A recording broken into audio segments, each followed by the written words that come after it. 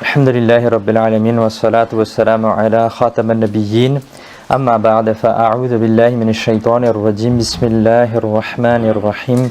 Mes chers frères en islam, répétez après moi. Salatu wa salamu alayka ya Rasulallah wa ala alika wa ashabika ya Habiballah.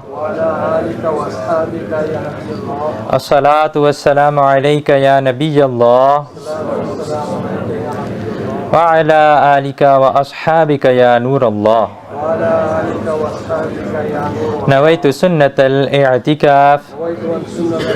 J'ai fait l'intention de la retraite spirituelle en étant dans la mosquée. Mes chers frères en islam, il y a beaucoup de bienfaits à réciter la salat ala nabi, que l'on appelle aussi le durud sharif, sur le bien-aimé prophète sallallahu ta'ala alayhi wa alihi wa sallam. Parmi les nombreux récits qui ont été rapportés, il est rapporté d'un cheikh qui s'appelle Al-Allama Yusuf ibn Ismail al-Nabahani, rahmatullahi ta'ala alayhi. C'était un savant qui était très pieux, qui était un amoureux du prophète alayhi salatu wa salam. Vous avez écrit de nombreux livres sur les vertus du salat ala nabi du durud sharif. Vous avez écrit un événement qui vous est arrivé. Quel était cet événement? Écoutons. Une fois, il raconte qu'une personne m'a faussement accusé. Elle m'a accusé à tort. Et cette accusation, elle est arrivée jusqu'au sultan de l'époque. Et le sultan, il a ordonné que ce savant il soit expulsé de la ville. Alors en entendant cela, il dit « Je suis devenu inquiet. » C'était un jeudi. Ainsi, lorsque la nuit du vendredi, c'est-à-dire la nuit entre jeudi et vendredi, puisque notre nuit elle commence la veille du jour, donc la nuit du vendredi, entre jeudi et vendredi, il dit « J'ai récité 1000 fois le istighfar, et puis j'ai récité 350 fois la salat ala nabi, le durud sharif suivant. Allahumma salli ala sayyidina Muhammadin wa ala ali sayyidina Muhammadin qad daqat hilati adrikni ya Rasulallah sallallahu alayhi wa sallam. » Après avoir lu cela, il dit « Je me suis endormi. » Et ensuite, il dit « Je me suis réveillé et au moment de tahajjud, et de nouveau j'ai récité cette fois-ci 1000 fois la salat ala nabi, 1000 fois le durud sharif, puis j'ai récité le istirasa. C'est-à-dire istirasa, c'est adrikni ya Rasulallah, viens-moi en aide, ya Rasulallah. » Le lendemain même, il raconte, Al-Allama Yusuf ibn Ismail al-Nabahani, rahmatullahi ta'ala, il raconte que le lendemain même, la bénédiction de cet acte s'est fait voir par le fait que j'ai été déclaré innocent. Et le calife a envoyé une lettre confirmant mon innocence, subhanallah. C'est un savant qui a vécu dans le siècle précédent, dans les environs du Moyen-Orient, du Proche-Orient. Un poète, il dit « Par l'entremise du prophète, que ton souhait soit accepté. Si avant et après la dua, tu récites la salat ala nabi. Tu seras en sécurité sous la protection d'Allah jour et nuit si tu récites la nuit et au suhour la salat ala nabi. Pour 1000 douleurs, un remède est suffisant. Pour 1000 douleurs, un remède est suffisant. Si même un petit danger t'arrive, récite la salat ala nabi. » Donc avec amour et respect, avec honneur pour le prophète alayhi salatu wa salam, récitons sur lui la salat. Sallu ala al-habib, sallallahu ta'ala ala Muhammad, sallallahu alayhi wa alihi wa sallam. Mes chers frères en islam, Allah Azza wa Jal, il dit dans le Saint-Coran, Ya ayyuhalladhina amanu attaqullaha wabtaghu ilayhi al-wasilata wa jahidu fi sabilihi la'allakum tuflihun. Sadaqallahu al-azim wa sadaqa rasuluhu an-nabiyyul karim. Chers frères en islam, nous venons d'avoir le privilège d'écouter le verset 35 de Surat Al-Ma'idah. Dans ce verset sacré, 3 principes importants de la réussite ont été mentionnés. Quels sont-ils? Il a été dit Ya ayyuhallazina amanu taqullaha, c'est-à-dire, traduction, ô vous qui avez cru, craignez Allah. Ceci est le premier principe de la réussite. Adopter la taqwa, craindre Allah Azza wa Jal. Quoi que nous fassions, que nous souhaitons la réussite dans ce que nous entreprenons, ou nous souhaitons avoir une réussite continue, une réussite qui ne soit pas limitée à ce monde, utile aussi dans l'au-delà. Pour obtenir une telle réussite, une réussite qui continue même dans l'au-delà, alors il faut adopter la taqwa dans le travail que l'on fait. Par exemple, si l'on souhaite ouvrir une entreprise, si l'on souhaite débuter dans un commerce, alors on doit éviter les transactions usuraires, on doit éviter de tromper les gens, on doit éviter de mentir et de jurer en disant des mensonges, on doit éviter de tricher en mesurant ou en pesant ce que l'on vend. Et il en est de même pour les études. si l'on est en train de faire des études et que l'on souhaite réussir dans nos études, que notre éducation soit une source de réussite pour nous dans le monde et dans l'au-delà, alors il faut éviter les péchés. Il faut éviter de tricher durant les examens. Il faut éviter de lire, d'écouter et de transmettre les choses qui sont contraires à l'islam. Et il en est de même pour les célébrations de mariage, par exemple. Il faut éviter les péchés durant les célébrations de mariage. Il faut éviter la musique et faire des spectacles devant les gens et danser devant les gens. Bref, quoi que nous fassions, si nous souhaitons avoir une réussite continue dans le travail que nous entreprenons, une réussite qui sera utile dans ce monde et dans l'au-delà, alors le premier principe est le suivant: nous devons rester à l'écart de toutes les choses qui peuvent nous mener vers le péché. Si nous faisons cela, alors Inch'Allah al-Karim, la réussite embrassera nos pieds. Allah Azza wa Jal, il dit ensuite dans ce verset: Wabtaru ilayhi al-wasila. Traduction de Kanzul Iman. Et cherchez vers lui le wasila, c'est-à-dire l'intermédiaire, le moyen pour se rapprocher de lui, que ce soit à travers les bonnes actions ou à travers des personnes pieuses. Ceci est le deuxième principe de la réussite. Rechercher un intermédiaire, un wasila auprès d'Allah Azza wa Jal, qu'on pourrait aussi traduire par entremise, un intermédiaire, quelque chose qui nous rapproche d'Allah Azza wa Jal. Ce monde, mes chers frères, est un monde que l'on appelle le Darul Asbab, c'est-à-dire un monde où l'on recherche les causes.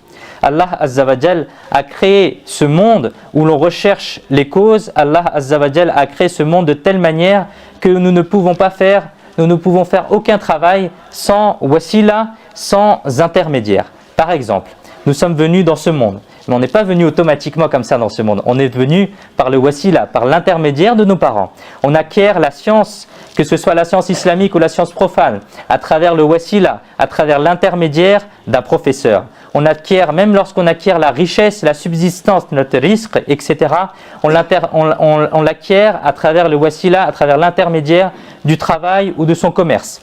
On guérit par le wasila, par l'intermédiaire du médecin qui va nous donner des médicaments. Et même lorsque Allah Azza wa Jal nous a donné notre foi, le Coran, et qu'on a trouvé le Rahman, il ne nous l'a pas donné sans intermédiaire, mais tous ces bienfaits nous ont été donnés par l'intermédiaire du bien-aimé prophète sallallahu alayhi wa sallam. Bref, dans ce monde, aucun travail ne peut se faire sans intermédiaire, car Allah Azza wa Jal a créé ce monde en tant que Darul Asbab, c'est-à-dire un monde où l'on recherche les causes. De ce fait, à chaque fois que l'on a quelque chose à faire, que ce soit du commerce, faire des études, sur les sujets de mariage, que ce soit pour construire ou acheter même une maison, pour faire n'importe quel travail, si l'on souhaite obtenir la réussite et une réussite continue, alors avant de faire ce travail, il faut que l'on recherche le wasila, l'intermédiaire, pour se rapprocher d'Allah Azza wa Jal. Alors, Inch'Allah al-Karim, nous obtiendrons la réussite. Puis Allah Azza wa Jal, il dit dans la suite de ce verset: Wajahidu fi sabilillah, et lutte dans son chemin. Ceci est le troisième principe important de la réussite. Lutter durement dans le chemin d'Allah Azza wa Jal. C'est le principe le plus important de la réussite, sans lequel la réussite ne peut même pas débuter, ne peut même pas commencer. Mais malheureusement, beaucoup d'entre nous ont une mentalité où l'on souhaite que au-dessus de nous, il y ait une porte qui s'ouvre dans le ciel et que la réussite, elle tombe dans nos pieds et qu'on la prenne. Mais ça ne marche pas comme ça. On ne peut pas souhaiter la réussite sans avoir fait un travail et sans avoir travaillé durement pour cela. Ceci n'est qu'un rêve. Mais il arrive parfois que certaines personnes, certaines proches d'Allah Azza wa Jal nous jettent un regard et que ce regard suffise à améliorer notre vie ici-bas et dans l'au-delà. Mais ceci est assez rare. En règle générale, pour réussir, nous n'avons pas d'autre choix que de travailler dur. De ce fait, si nous souhaitons la réussite, nous devons travailler durement. Et de quelle façon nous devons travailler durement? Dans quoi est-ce qu'on doit travailler durement? Allah Azza wa Jal, il dit fi sabilillah, dans son chemin, dans le chemin d'Allah.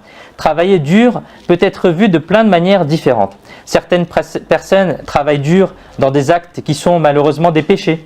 D'autres personnes travaillent dur dans des choses futiles. D'autres personnes travaillent dur, mais leur objectif est uniquement de devenir riches, d'obtenir le respect aux yeux des gens ou encore d'obtenir la célébrité et d'être connu. Cela mène parfois à la réussite, mais cette réussite est temporaire. La réussite existe, mais dès que le cœur arrête de se battre, dès que les yeux se ferment à jamais, dès que l'âme sort du corps, alors le respect, la renommée, l'argent, la richesse, tout cela disparaît. Cette réussite temporaire disparaît, mes chers frères. Par conséquent, si l'on souhaite la réussite et si l'on souhaite la réussite continue, alors il faut travailler durement. Et il faut travailler effectivement durement, mais d'une telle façon, d'une telle manière que ça soit dans le chemin d'Allah Azza wa Jal pour obtenir l'agrément d'Allah Azza wa Jal. Comment est-ce qu'on peut faire cela? On peut faire cela de façon à ce que notre intention soit bonne dans cet effort, que l'on ait la sincérité, le ikhlas dans notre cœur, que notre objectif soit d'obtenir l'agrément d'Allah Azza wa Jal, que l'on ait le souci pour l'au-delà dans notre cœur, que l'on désire aller au paradis. Puis que l'on travaille dur dans des bonnes actions, que l'on travaille dur dans des actes pour obtenir les bienfaits de ce monde ou de l'au-delà. Si l'on travaille avec cette méthode, avec le souci de l'au-delà, avec de bonnes intentions, avec la sincérité dans le cœur, alors Inch'Allah al-Karim, on obtiendra une telle réussite qui sera utile non seulement dans ce monde, mais aussi dans le jour du jugement et au jour et dans la tombe. Mes chers frères en islam, une fois, une personne s'est présentée dans la cour du calife Haroun al-Rachid. Il a demandé la permission de montrer ses talents. Je vais vous montrer quelque chose, est-ce que je peux? Il a dit, le calife Haroun al-Rachid, il a dit, ok, montrez-moi. Il a reçu l'autorisation. Alors qu'est-ce qu'il a fait? Il a planté une aiguille dans le sol, et il s'est éloigné un petit peu, et ensuite il a lancé une deuxième aiguille de plus loin, et l'aiguille qu'il avait lancée, elle est passée à travers le trou qu'il y avait dans la première aiguille. Alors là, tout le monde était content. Il a dit, waouh, qu'est-ce qu'il a fait? C'est incroyable le talent qu'il a. Il a réussi à lancer une aiguille d'aussi loin et il a réussi à le faire passer par le trou de l'aiguille. Le trou de l'aiguille, c'est tout petit. Alors le calife Haroun al-Rachid, il a également vu ce spectacle. Et le calife Haroun al-Rachid, c'était quelqu'un de pieux. Il a ordonné quelque chose.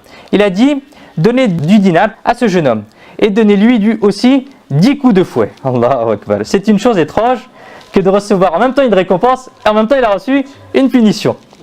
Alors les gens, ils ont posé la question, pourquoi est-ce que vous donnez une récompense et aussi une punition?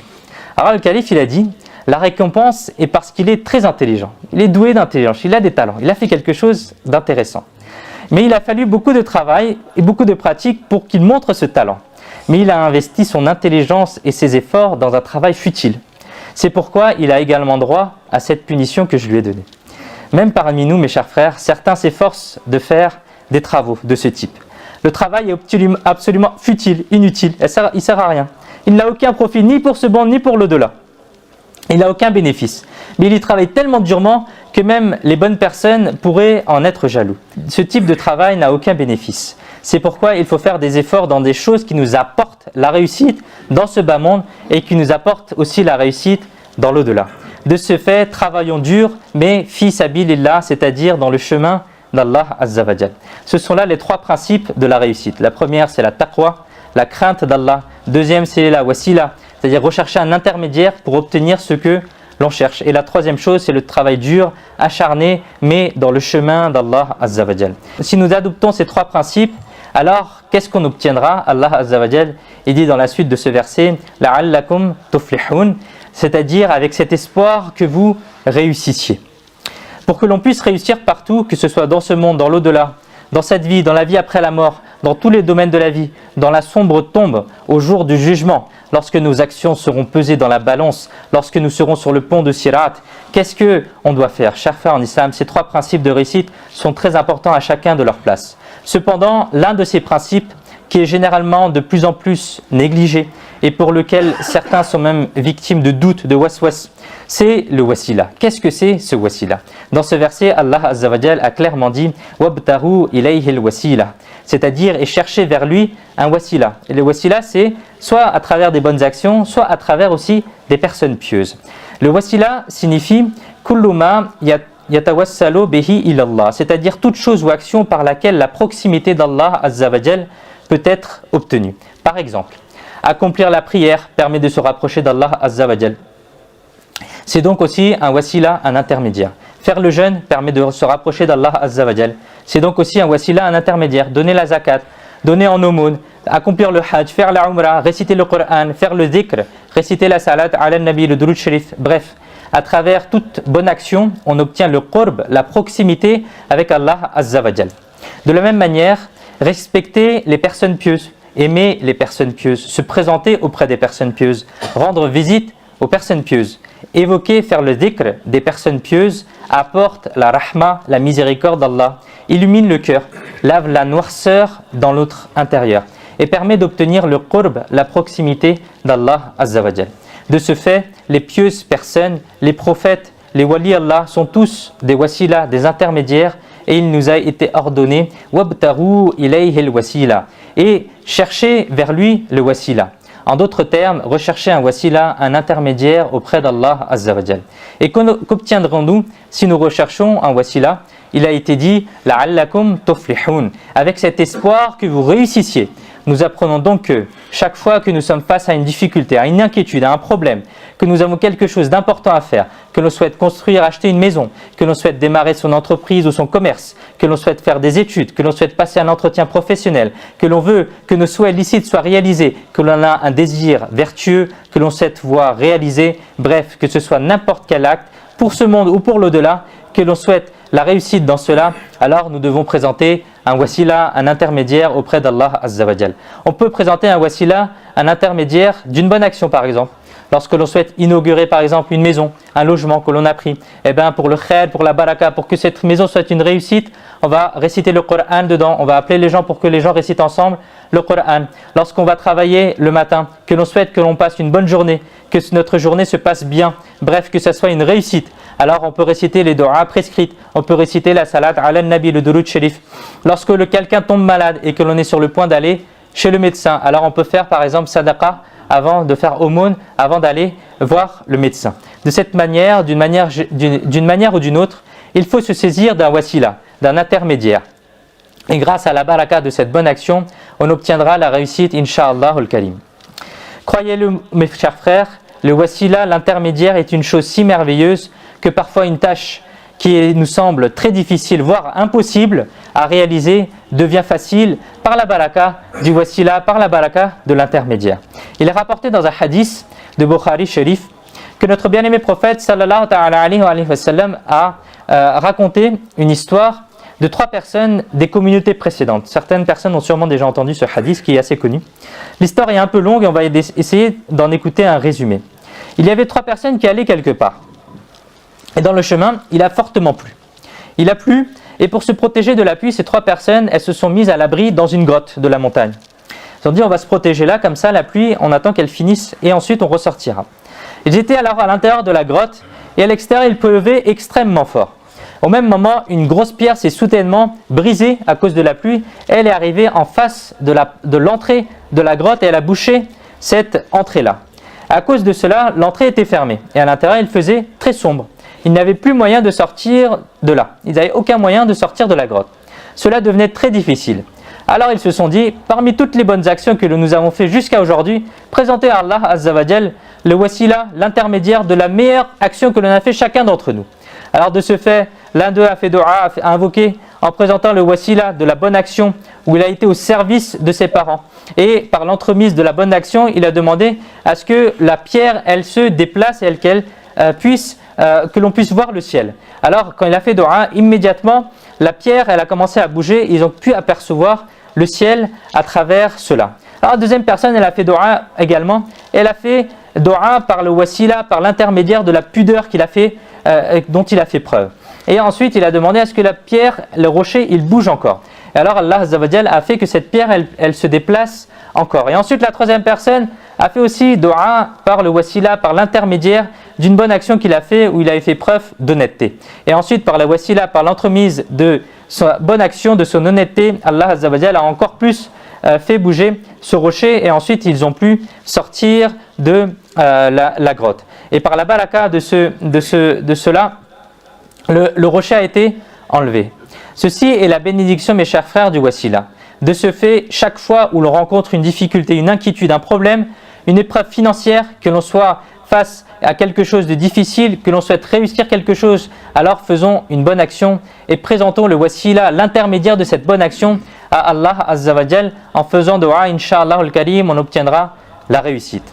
Chers frères en islam, tout comme on obtient la réussite en présentant le wasila des bonnes actions, de la même manière, on obtient de nombreuses bénédictions en offrant le wasila des personnes pieuses. Il est dit dans le Saint Coran, Surat al-Baqarah, verset 89, traduction de Kanzul Iman. Et avant cela, il demandait la victoire contre les mécréants à travers ce même prophète Muhammad sallallahu alayhi wa sallam. Ici, on parle de la pratique des gens de confession juive. Et il est rapporté, alors que notre bien-aimé prophète sallallahu alayhi wa sallam n'était pas encore arrivé dans ce monde, les juifs avaient lu votre zikr, avaient lu votre évocation dans les livres qu'ils avaient reçus. De ce fait, à chaque fois qu'ils devaient partir en guerre, ils faisaient dua en présentant le wasila, l'intermédiaire de notre bien-aimé prophète sallallahu alayhi wa sallam. Et de ce fait, ils étaient bénis par la victoire dans tous les domaines. Subhanallah. Quelle gloire à notre bien-aimé prophète sallallahu alayhi wa sallam. Vous n'étiez même pas encore arrivé dans ce monde, et avant même cela, votre nom béni avait déjà de telles bénédictions que les duas étaient également acceptés par votre wasila, par votre intermédiaire. C'est pourquoi un poète a dit: l'étoile de mes yeux, le nom de Muhammad sallallahu alayhi wa sallam. L'illumination de mon cœur, le nom de Muhammad sallallahu alayhi wa sallam.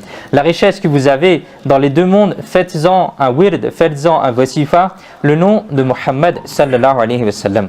Les souhaits que vous obtiendrez dans les deux mondes, pour celui qui a proclamé le nom de Muhammad sallallahu alayhi wa sallam. Sallu ala al-habib sallallahu ta'ala ala Muhammad sallallahu alayhi wa sallam.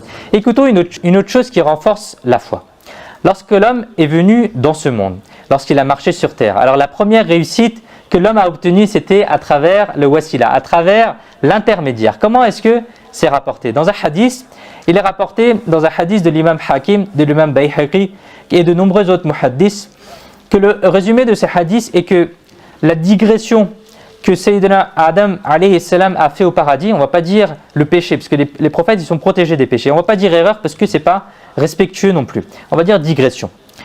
La digression que Sayyidina Adam alayhi salam a fait, alors il ne la considère pas comme anodin, c'est-à-dire que les pieuses personnes, quand ils font un petit déplacement par rapport à ce qui a été ordonné, eh bien, ils vont se considérer comme quelqu'un qui a fait un péché, comme quelqu'un qui a fait quelque chose de malheureux, bien que les prophètes ne font pas de péché. Et Sayyidina Adam alayhi salam, Allah azza wa jalla l'a envoyé sur terre en tant que calife sur terre. À cause de cette digression, Sayyidina Adam alayhi salam, il éprouvait beaucoup de pudeur, beaucoup de regrets vis-à-vis d'Allah azza wa jalla. Et certaines narrations disent que, à cause de cela, vous avez pleuré pendant 300 ans sur terre. Et finalement, vous avez dit de la façon suivante dans la cour d'Allah azza wa jalla: oh Allah azza wa jalla, pardonne-moi par le wasila, par l'entremise, par l'intermédiaire de Muhammad sallallahu alayhi wa sallam. Et juste après avoir présenté le wasila du bien-aimé prophète sallallahu alayhi wa sallam, Allah azza wa jalla a pardonné votre digression et a également dit: oh Adam, laula Muhammad lama khalaqtuka, c'est-à-dire si mon bien-aimé Muhammad sallallahu alayhi wa sallam n'avait pas été, alors je ne vous aurais pas non plus créé. Nuh, Khalil, Moussa et Isa, le maître de tous est celui qui porte le nom de Muhammad sallallahu alayhi wa sallam. Dans les deux mondes, dans la dunya et le din, il y a un wasila, il y a un intermédiaire du nom de Muhammad sallallahu alayhi wa sallam. Pourquoi n'en seraient pas amoureux les musulmans alors qu'Allah aime le nom de Muhammad sallallahu alayhi wa sallam? Subhanallah. De là, premièrement, nous apprenons que la toute première réussite que l'homme a obtenue a été par la bénédiction du wasila, par la bénédiction de l'intermédiation. Deuxièmement, nous apprenons que par le wasila des pieuses personnes auprès d'Allah, faire dua en disant bihaqqi, bijahin, et un tel est la sunna du père de l'humanité, Sayyidina Adam alayhi salam. Il y a un autre hadith sacré dans Ibn Majah Sharif, et ce hadith a également été rapporté par l'imam At-Tirmidhi, rahmatullahi ta'ala alayhim. Le compagnon du prophète, Sayyidina Ousmane ibn Hanif, radiyallahu ta'ala anhu, a dit: une fois un compagnon qui était aveugle s'est présenté dans la cour du bien-aimé prophète sallallahu ta'ala alayhi wa sallam. Et il a dit: ô mon bien-aimé, faites dua à Allah azza wa jal pour que mes yeux guérissent. Subhanallah. Nous apprenons déjà que la croyance des honorables compagnons alayhim radwan était qu'il n'y a aucun doute que c'est Allah azza wa jal qui accorde. C'est Allah azza wa jal qui exauce les prières, les duas. Il entend les duas de tout le monde, mais il exauce les duas du bien-aimé prophète sallallahu alayhi wa sallam particulièrement, comme pour personne d'autre. Bref, ce compagnon du prophète radiyallahu ta'ala anhu a demandé à ce qu'on lui fasse dua. Et le bien-aimé prophète sallallahu alayhi wa sallam n'a pas fait dua pour lui, mais il a été généreux envers sa ummah et il a fait apprendre une dua afin que jusqu'au jour du jugement, vos amoureux puissent en tirer bénéfice. Ainsi, notre bien-aimé prophète sallallahu alayhi wa sallam, faites bien vos ablutions, accomplissez ensuite 2 raka'a et puis faites la dua que le prophète alayhi salatu wassalam a mentionné. La traduction de cette dua est quelque chose comme ça. Oh Allah Azza wa Jal, je te demande, et avec le wasila, l'entremise de ton bien-aimé prophète, de la miséricorde Muhammad sallallahu alayhi wa sallam, je mets mon attention vers toi, ô Muhammad sallallahu alayhi wa sallam, par votre entremise, je mets mon attention vers mon Seigneur, afin que ce besoin que j'ai soit comblé. Oh Allah, tu as accepté pour moi votre intercession. Sayyidina Ousmane ibn Hanif radiyallahu ta'ala a dit, ce compagnon s'est levé de là, a fait les ablutions, a accompli 2 raka'a et ensuite a récité la dua que le bien-aimé prophète sallallahu ta'ala alayhi wa sallam lui avait apprise. Et nous étions encore assis là-bas, qu'il est déjà revenu, et subhanallah, lorsqu'il est parti, il était aveugle, mais lorsqu'il est revenu, maintenant il était comme s'il n'avait jamais eu aucun mal, il a recouvert la vue, subhanallah. Ceci est la baraka du wasila, où le prophète alayhi salatu wassalam a enseigné de faire dua par son propre wasila, wasilati nabiyyi Muhammad sallallahu alayhi wa sallam. C'est ce qu'on appelle aussi la prière du besoin, salatul hajat, la prière que l'on fait lorsque l'on a une action que l'on souhaite qu'elle soit comblée. Lorsqu'on a une difficulté, une inquiétude, un ennui, un désir licite, un souhait, une aspiration, quelque chose que l'on souhaite réussir.